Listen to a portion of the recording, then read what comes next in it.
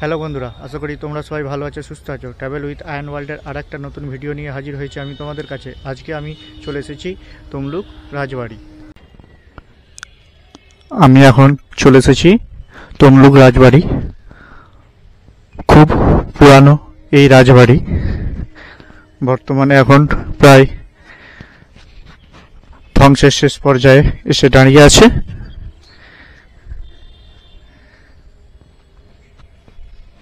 পুরো ফাঁকা এক জায়গার মধ্যে দাঁড়িয়ে আছে বহু পুরানো এই রাজবাড়ি। আমরা আস্তে আস্তে চারিদিকটা একটু ঘুরে দেখে নেব।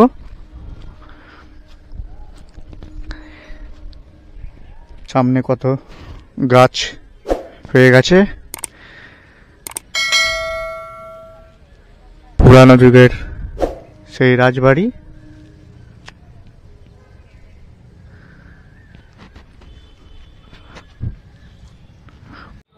কলকাতা থেকে 85 কিলোমিটার দূরে পূর্ব মেদিনীপুর জেলার প্রাচীন শহর তমলুক। শহরের আনাচে কানাচে ছড়িয়ে রয়েছে মহাভারত থেকে বাংলার স্বাধীনতা ইতিহাসের উজ্জ্বল অধ্যায়ের গল্প। এই তমলুক শহরেই রয়েছে মহাভারতের আমলের রাজাদের বাড়ি। সেই বাড়ির খোঁজে আমরা আজ চলে এসেছি তমলুক শহরে। আমরা আস্তে আস্তে চারিদিকটা ঘুরে দেখে নেব।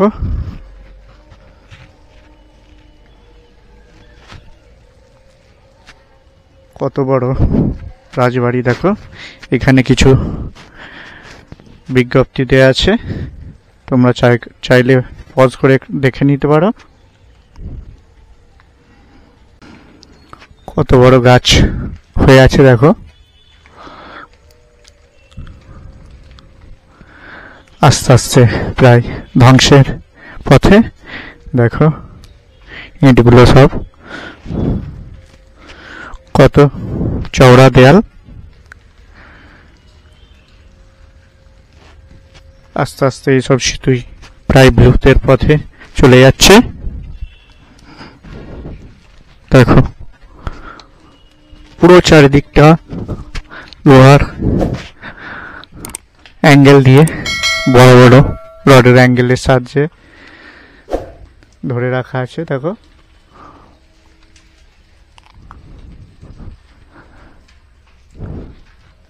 স্মৃতিটা কিছুটা থাকে।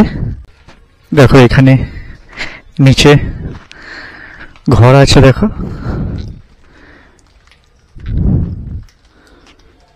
রাজাদের পুরানো এইসব ঘর নিচে। দেখো কত সুন্দর কাজ করা পুরানো যুগে।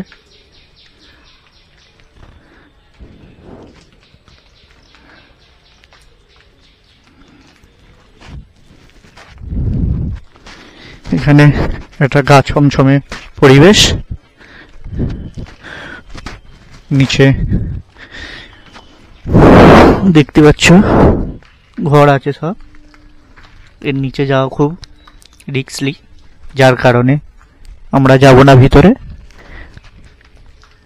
উপর দিয়ে আমরা তোমাদের দেখিয়ে দিই। দেখো সুন্দরভাবে কাজ করা এই রাজবাড়ি।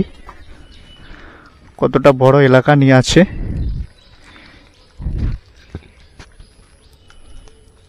দেখো কত সুন্দর কাজ করা আছে তখনকার যুগে।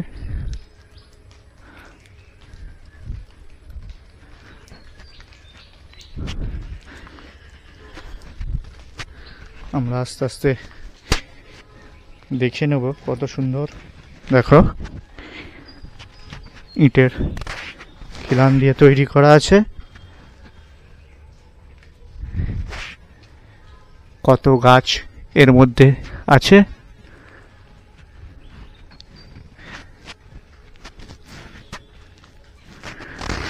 একটাই আলাদা অনুভূতি।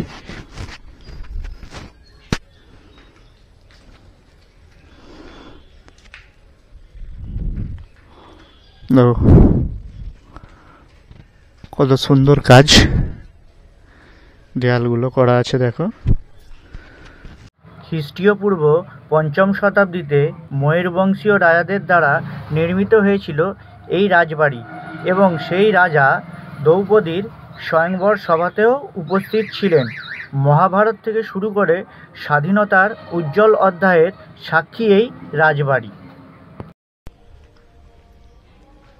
বহু পুরানো যুগের এই স্মৃতি।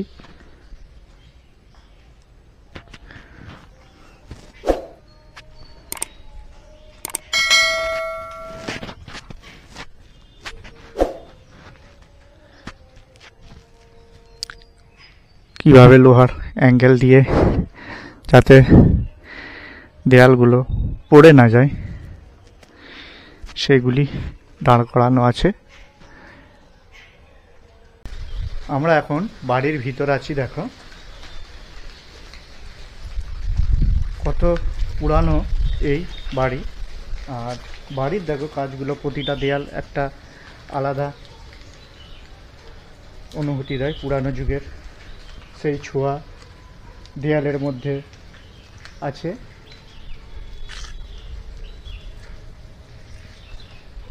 আর এই জায়গায় আসলে মনে হচ্ছে যেন বহু পুরানো যুগের রাজাদের রাজবাড়ির আমরা কাছে চলে এসেছি। আর সেই সব স্মৃতি আমাদের মনে আসছে। এই যে পুরো উপরের ঢালাইটা দেখতে পাচ্ছ, এর মধ্যে কোনো রড নেই, শুধু ইটের খিলান দিয়ে তৈরি করা আছে। কত সুন্দরভাবে দাঁড়িয়ে আছে। 1930 সালে লবণ সত্যাগ্রহ আন্দোলনের সময় বিপ্লবীদের এই বাড়িতে থাকার ব্যবস্থা করা হয়েছিল। আজকে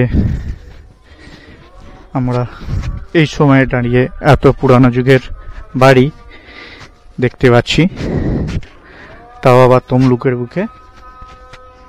দেখো ওদিকে বাড়িগুলো আস্তে আস্তে প্রায় ধ্বংসের শেষ পর্যায়ে। আস্তে আস্তে এদিকে দেয়ালগুলো প্রায় শেষ পর্যায়ে। দেখো দেয়ালগুলো ইট কত সুন্দরভাবে সাজানো আছে।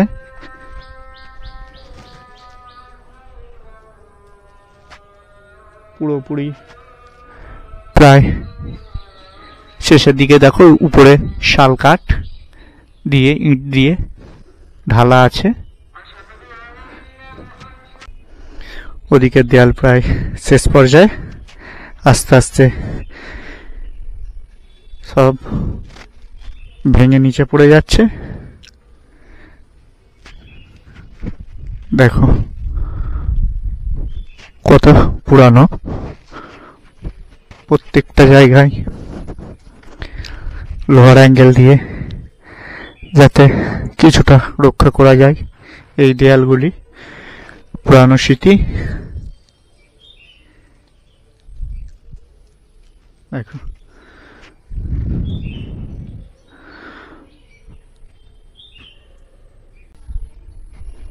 দেখো কত চওড়া চওড়া দেয়াল, আর বড় বড় গাছ ঝুলছে। দেখো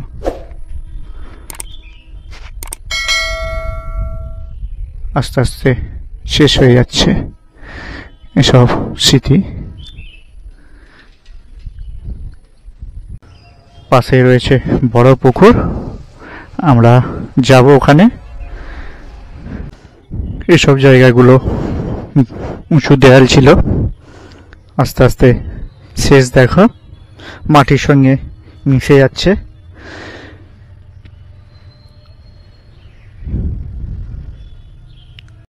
তোমরা সামনে যে দুটি মূর্তি দেখতে পাচ্ছ, বাম দিকের মূর্তিটি হলো রাজা সুরেন্দ্র নারায়ণ রায় এবং ডান দিকের মূর্তিটি হলো নেতাজি সুভাষচন্দ্র বসু। 1938 সালে সুভাষচন্দ্র বোস কংগ্রেসের সভাপতি নিযুক্ত হন। সেই সময় ব্রিটিশ শাসনকাল। ব্রিটিশরা এই রাজবাড়ি সংলগ্ন বা মেদিনীপুর এরিয়াতে কংগ্রেসের কোনো সভাই হতে দেননি। তা সেই সময় রাজা সুরেন্দ্র নারায়ণ রায় সুভাষচন্দ্র বোসকে নিয়ে অসীম সাহসিকতায় রাজবাড়ির সংলগ্ন আমবাগানে একটি সভা করেন। সেটা ইতিহাসে স্মরণাক্ষরে লেখা আছে। পাশেই রয়েছে রাজবাড়ি, আর এখানেই রয়েছে আমবাগান। নেতাজি সুভাষচন্দ্র বসুর নেতৃত্বে ও রাজা সুরেন্দ্র নারায়ণ রায়ের সহযোগিতায় এই আমবাগানে একটি সভা হয়েছিল। রাজবাড়ি ধ্বংসাবশেষের পাশে রয়েছে একটি বিশাল পুকুর, নাম খাটপুকুর। প্রবাদ আছে রাজা তাম্রধ্বজ পুকুরটি খনন করার পর ইট দিয়ে বাড়ি তৈরি করে সবাইকে নিয়ে প্রতিষ্ঠার কাজে ব্যস্ত ছিলেন। সেই সময় এক বিশাল জলোচ্ছ্বাসে সবাই ডুবে গিয়েছিল। তোমরা যদি এই রাজবাড়িতে আসতে চাও, হাওড়া থেকে হলদিয়া লোকাল ধরে শহীদ মাতঙ্গিনী স্টেশন এবং সেখান থেকে টোটো ধরে তমলুক রাজবাড়ি। এছাড়াও হাওড়া থেকে ট্রেনে করে মেচেদা স্টেশন এবং মেচেদা থেকে বাসে করে চলে আসতে পারো এই রাজবাড়িতে। আমার এই ভিডিওটা যদি তোমাদের ভালো লেগে থাকে তাহলে আমার চ্যানেলটিকে সাবস্ক্রাইব করো, লাইক করো এবং পাশে থাকা বেল বাটনটি প্রেস করে দিও, যাতে আমি কোনো নতুন ভিডিও আপলোড করলে সবার প্রথমে নোটিফিকেশান তোমাদের কাছে পৌঁছে যায়।